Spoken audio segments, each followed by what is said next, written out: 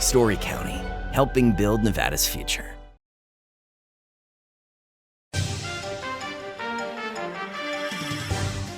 Welcome to Nevada Newsmakers. On the broadcast today, we're going to go over the results of the election so far with Lindsay Knox, Bryan Wachter, and Ben Kieckhefer. It's all coming up next on an all-new Nevada Newsmakers. Like a traditional handmade basket, retail is woven into the fabric of life in Nevada. From big box to mom and pop, retail supports our communities in countless ways. Jobs for the disabled, team uniforms for kids, help for the elderly, and so much more. Retail employs over 1 in 10 workers. Retail supports Nevada, and we support retail. RANNV.org. As you know, Reno is booming. Toll's development company is helping it grow with insightful design and development, building community with every project, adding beauty, adding excitement, emphasizing our shared humanity. Reno is becoming bigger. Toll's development is helping it become better, more livable, more enjoyable. To learn more, go to tollsdevelopment.com. tollsdevelopment.com. A power line is more than a power line. It's maintaining the bottom line for small businesses. It's keeping the assembly line moving for our workforce.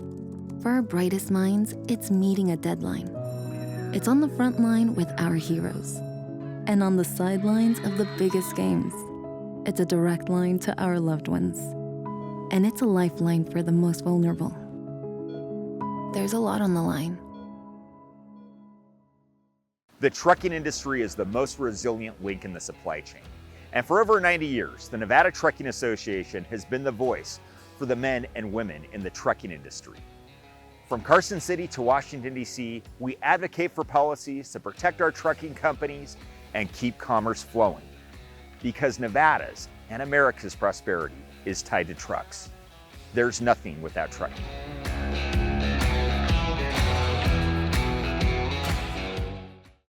This is Nevada Newsmakers with host Sam Shad, a no-holds-barred political forum.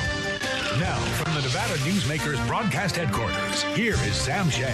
And back on Nevada Newsmakers, coming to you on the morning of June 10th. So not all the final election results are in yet, but we're going to have a great discussion here. Lindsay Knox is here. She's the Senior Vice President and Policy Director at McDonald Carano. Ben Kieckhefer with BRK Nevada. And Bryan Wachter is the President of the Retail Association of Nevada. Bryan, the biggest surprise for you last night? I think a little bit about how very little incumbents lost. I think we're only in the position, I think, where there are 2 or 3, I guess, if you count Michelle Fiore, that incumbents are looking this morning like they're going to lose their position. So I was expecting, I think, given the political climate, a few more others to join them, but that was my biggest takeaway from last night. Ben Kieckhefer, Howard Watts. Yeah, it's interesting tight right race. now. We don't know the results yet. He was obviously targeted by certain groups, and they're in a position to win. We'll see if they can pull it out, or see if Howard's able to hold on. Okay, and the biggest surprise for you? I think the surprise was the lack of surprises. I didn't see a whole lot of races go any way that I didn't expect them to go. The Democratic Socialists had a bad night in their legislative races. I thought there was some expectation that they might be able to pick up a seat or two, and they haven't done very well. But other than that, I think everything went pretty much according to plan, and the party's strategies worked. And I do want to point out that Dick Segerblum did come out on top, so Democratic Socialists did do well, at least on the county commission. Oh, Dick doesn't count. He's an incumbent. Lindsay, biggest surprise for you? I agree with Ben. I was kind of underwhelmed by majority of the outcomes. I would say the only thing that caught me kind of off guard is how big some of the gaps were, such as the Canizaro-Conine race. But other than that, I think it was to be expected. Okay, the Conine-Canizaro race, a very, very tough and ugly race on TV, certainly. Did that surprise you in the end? I felt that she would come out on top, but not by those numbers. So I think that would be the only surprise that I saw. obviously in Northern Nevada, I don't know if it was a big surprise, but the president endorsed David Flippo and James Settlemeyer, who's been a longtime legislator, government employee for the last 4 years, and yet appears to be losing badly. Yeah, it appears that the president's endorsement of Flippo really drove that over the top for him. Mr. Flippo's winning in a significant number of rural counties, as well as Washoe County by a wide margin. So I think the sort of the momentum of having the president's endorsement followed by the state party's endorsement really just started a momentum push that James couldn't overcome. Let's take a look at it from the general election point of view, Bryan. So Teresa Benitez Thompson comes out strong over Greg Kidd, which I don't think anybody was really surprised about. But how does that shape up in a general election? Well, I think for the first time you do have CD2 potentially in play, right? I mean, at some point, Washoe County demographically is going to overtake the numbers on the rules that putting CD2 in play is going to be common. But you still are looking at a 10-point Republican advantage district. But in a atmosphere and a timeline where you're looking at a potential, generic congressional ballot of D+11, some of the bigger issues that we're going into in the fall, and Washoe County playing a more important role. And as Ben just said, a lot of the support for Flippo came from Washoe County. And so if Washoe starts to play the major role in this race, then it's certainly up for grabs. I think certainly the more extreme right-wing candidate got out of that primary, or it looks like he's going to be getting out of that primary. I think that's an interesting juxtaposition against TBT, who as the time of majority leader was, not as far along progressive, certainly as Flippo is to the right. There are concerns. Does David Flippo believe that women have the right to vote? Should they continue to have the right to vote? And I think when you have TBT as the opponent on that kind of campaign, things are going to get very interesting. Lindsay, I see you nodding here. I completely agree. I think this is where your moderate Republicans who are rooted in CD2 and have been for a very long time don't vote Republican, whether they don't vote at all or they vote for TBT. And your nonpartisans do the exact same thing. So I think when you look at that 10-point, 11-point advantage shrinks. It's interesting that you raised that. And I'm going to flip it over to Ben, because you look back at 2014 and you go, the number of people that just didn't vote. Mm-hmm. And so you see a surprising result in who ends up being in the majority, both in Congress, well, not the majority, but gaining seats in the Congress as well as in the state. And that could be a very similar thing here. Yeah, we were in a midterm Obama presidency in 2014. The Democrats didn't even field a candidate against Brian Sandoval for governor. None of these candidates won the Democratic primary for governor that year. It was an odd year. And then Republicans swept in both chambers of the legislature, all the constitutional offices, and it was a big Republican year. So it's not an exact replica of that in a flip scenario, but a lot of those momentum pieces are there. What was interesting is that in terms of the turnout, though, in this primary election, there didn't seem to be any statistical difference between Republican turnout and Democratic turnout in the primary. So if there is a really strong motivation advantage for one party over the other, that hasn't manifested itself yet, at least during the primary elections. That you don't take out anger on your own party, but if you're motivated to get out, maybe you'd see that. I think the question is going to be whether this election is going to focus on sort of local issues in Nevada or whether it's going to be focused on big national issues, and I think that's going to drive a lot of what happens. Bryan, obviously Dina Titus and Stephen Horsford had no problems winning their primaries, but if you look at CD3, Marty O'Donnell, pretty big victory there, and he has a ton of money. I wonder if personal money, even in the millions, matters when national money is going to be huge in the state.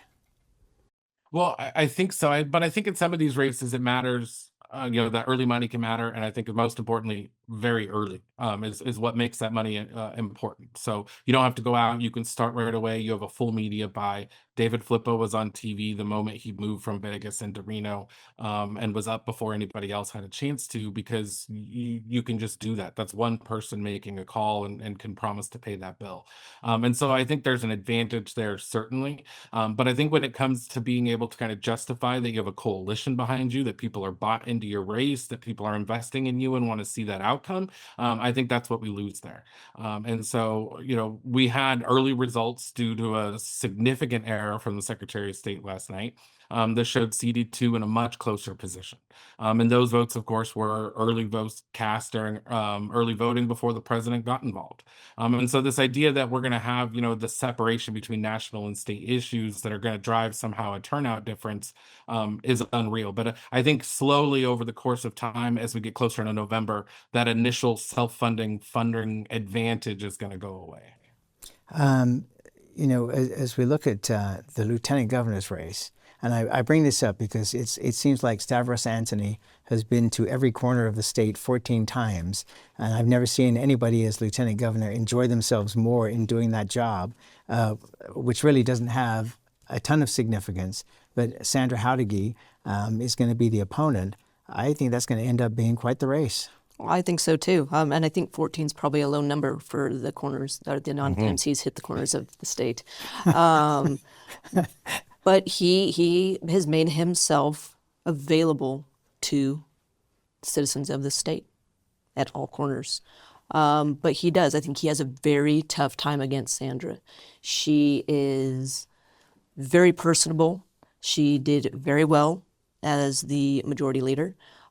She worked very well across party lines. And she's a very likable person. Not that Stavros is not, but I think that will be a very, very difficult race. And we will see.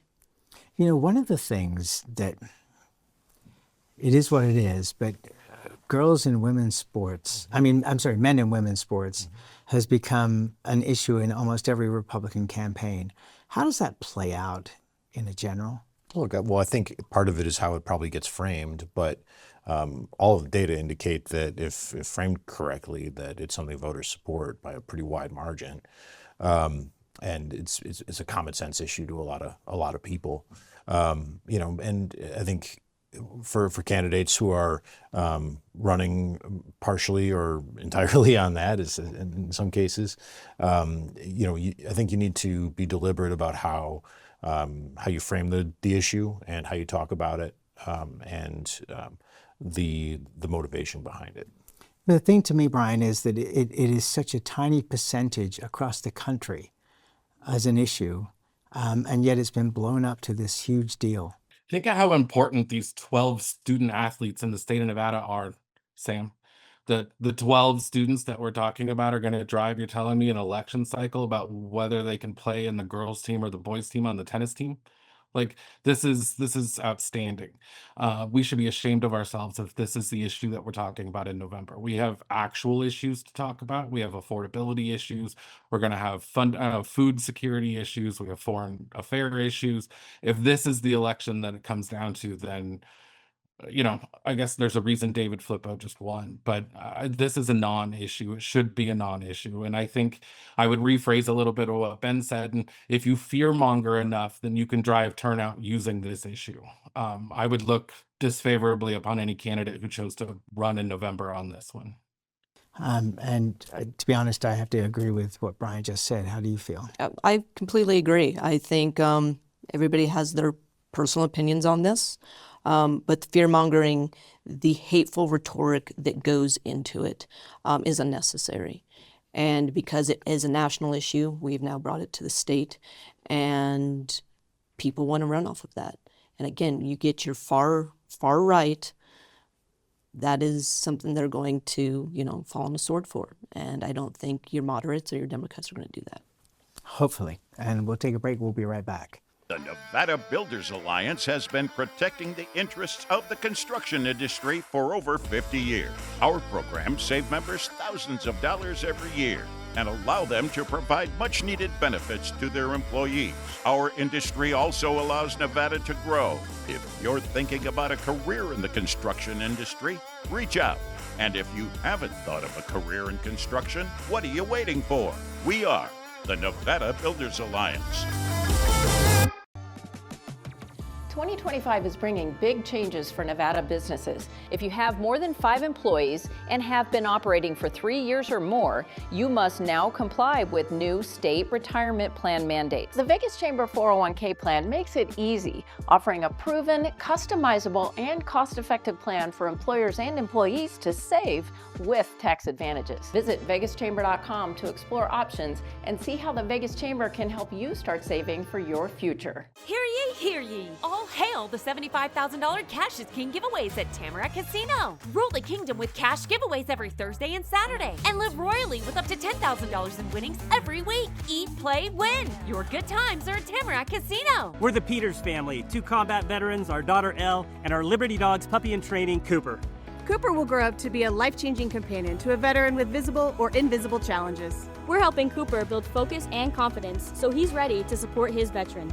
And we know he will help bring happiness and independence to his veteran's life. So join us, become a puppy raiser, and change lives, one puppy at a time.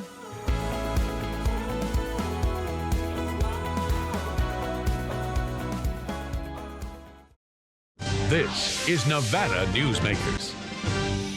And back on Nevada Newsmakers, we continue our conversation with Lindsay Knox, Bryan Wachter, and Ben Kieckhefer. Lindsay, interesting on the Republican side, the state treasurer's race has been kind of ugly, but very close between Drew Johnson and Jeff Carter.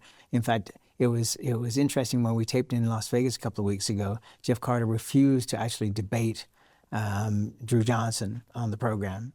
He said he wasn't worthy. But it's pretty darn close. And that's the rhetoric we do not need. We see this more now than I think ever is the Republicans eat each other and Democrats eat each other. And there's no room for that. Do your job as a candidate, debate, get rid of the slick talk in negative environment. Their Twitter accounts have been insane, or X, or whatever accounts they are, have been so negative and nasty towards each other. It does not help the situation. So I actually was going to think the reverse and thought Jeff would be ahead, but we will see what happens. Let's talk about a couple of Senate races. Brian, Lisa Krasna, even though got a lot of push against her from very conservative circles, still managed to clobber Monica Stabbert. She certainly didn't with ease. I will admit to not being an expert on that particular Senate race, but it appeared from the numbers last night she did not have a problem at all. I think actually, if it's interesting, it's one of the few people who voted yes on film tax that had one of the best nights. So. Whereas I think the film tax credit people lost a couple other races that they were hoping to kind of, I think, punish a few state senators for. So be interesting to see if that played a role in all in the race. Just a quick sidebar here, Ben. So there were people on the program saying that the film tax credit will come back in the next session. But I'm also told that the movie industry has moved on to New Mexico, and so it probably won't be an issue. What are you hearing? Yeah, look, I don't think it's a settled issue yet. I think it could come back. I think people might want a little breathing space, though, before they have to deal with that one again. Okay. George Harris wins in Senate District 8. That would be very interesting. I think it is. I guess an adult needs to be in Carson City to handle the legislature, which I think they do a pretty good job. But in not living in Vegas, but talking with different folks, I think he had it in the bag from the very beginning. I'd never had an opportunity to meet either of those candidates, but I heard wonderful things about Laz.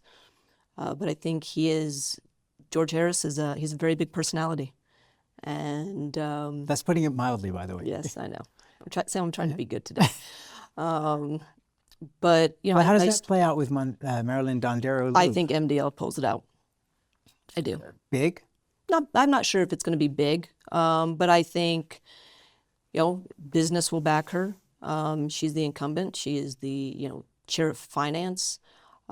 She makes herself accessible. She's, a former teacher. I think she pulls it out. All right, Bryan, you want to jump in on that particular race?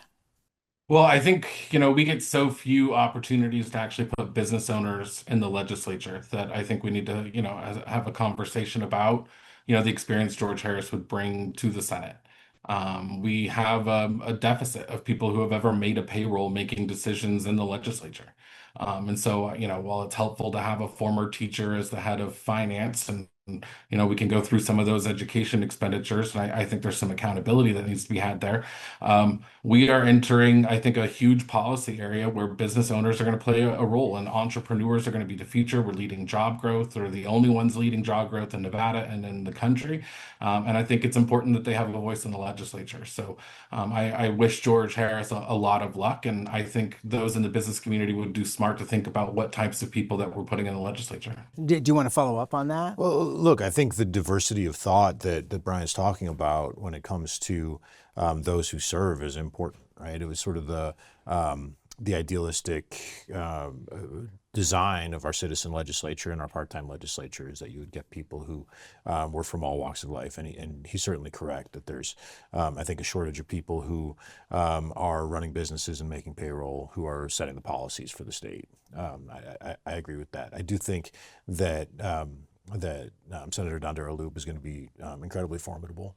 If you're looking at three competitive state Senate districts in Southern Nevada, hers is actually the closest in terms of voter registration, and it should be the most competitive.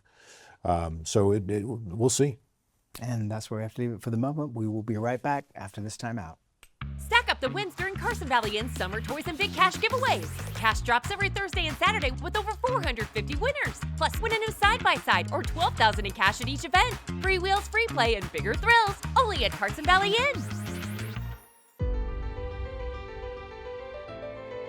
Welcome to Story County, where history meets innovation, and a pioneering spirit continues to shape our future. At the heart of the Tahoe Reno Industrial Center, we power the future with global leaders in technology and manufacturing, driving progress that reaches far beyond our county lines. From advanced manufacturing to tech innovation, our industries are creating thousands of quality careers, fueling a vibrant economy that benefits every Nevadan. But it's more than just growth. Our community is our foundation, supporting families, empowering local initiatives, and creating a place where everyone belongs. Be part of a legacy built on bold ideas and boundless possibilities. Join us in building a brighter future right here in Story County. Story County, helping build Nevada's future.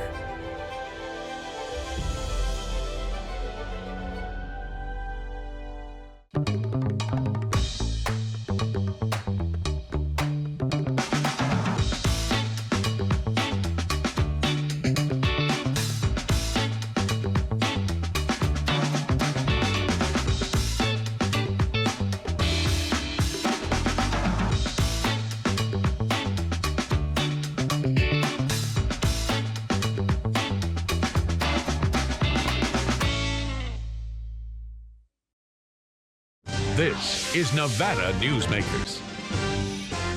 And back on Nevada Newsmakers, we continue our conversation with Lindsay Knox, Bryan Wachter, and Ben Kieckhefer.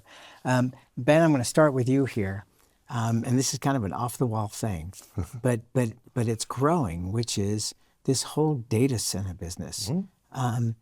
It potentially could provide huge revenue for the cities, the counties, and the state. Mm-hmm. And yet there is this backlash that is going on. Do you see this coming into this election cycle? Well, I think it'll be an issue during the election cycle, and I think candidates need to be, certainly prepared to have that discussion. I think the way the governor has framed out sort of state policy on data centers is wise. It can be a piece of our economic development strategy, but it can only do so as long as it does not expose, existing Nevadans and Nevada businesses to challenges when it comes to both electricity rates and water resources. So if we're able to protect our existing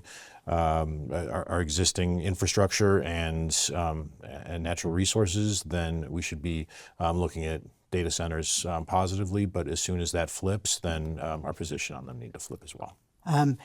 It just looks like there's an incredible opportunity for Nevada where we're looking for money everywhere for us to get a very long-term deal with this. And it kind of concerns me that potentially couldn't happen because either the state or the feds will overregulate it in a way that affects Nevada in a bad way.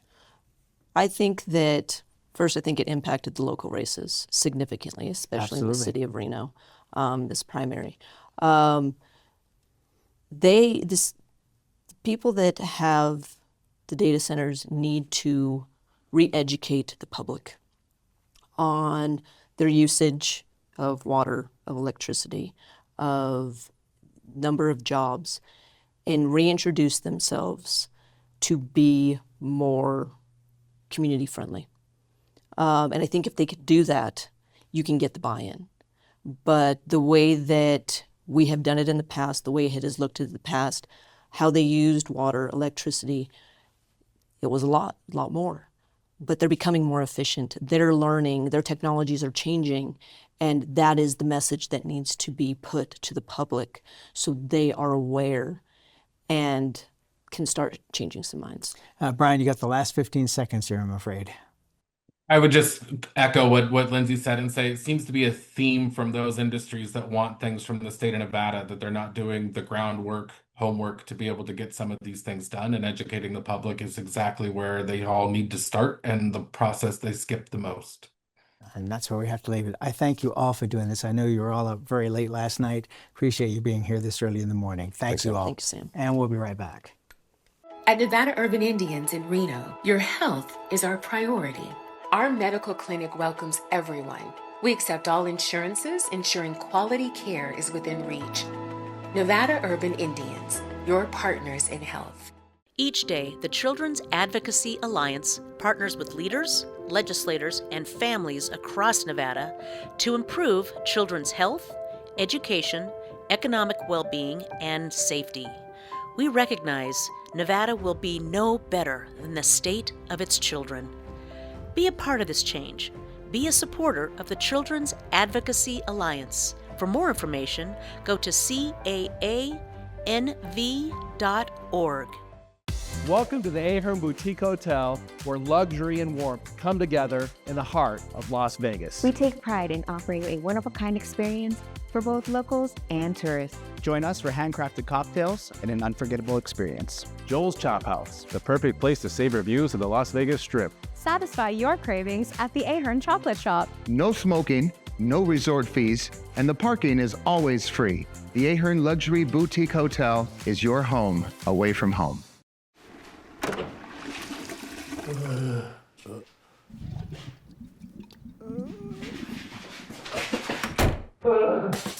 It happens. And when it does, there's UMC Quick Care. Thanks for watching Nevada Newsmakers. You can catch up on the last 24 years of Nevada Newsmakers by going to our website. Over 2,600 shows available there. Plus, you can also download audio and video podcasts and watch us on YouTube. We'll see you on the next broadcast. Thanks for watching Nevada Newsmakers.